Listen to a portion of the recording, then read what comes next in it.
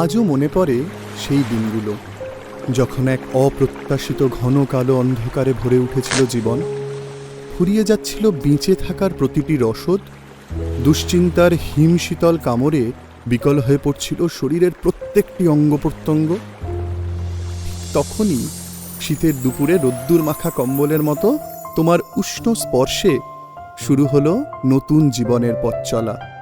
হাতে হাত রেখে তোমার পাশে থাকার অঙ্গীকার শেখালো যুদ্ধ জেতার লড়াই। বুঝিয়ে দিলে এভাবেও ফিরে আসা যায়, জানিয়ে দিলে এভাবেও পাশে থাকা যায়, আর আবারও বিশ্বাস জাগালে এভাবেই ভালোবাসা যায়।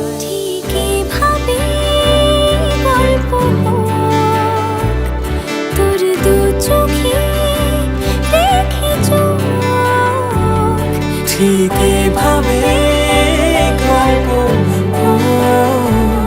তোর দু চোখে রেখেছ। শুধু তো আমার গল্প,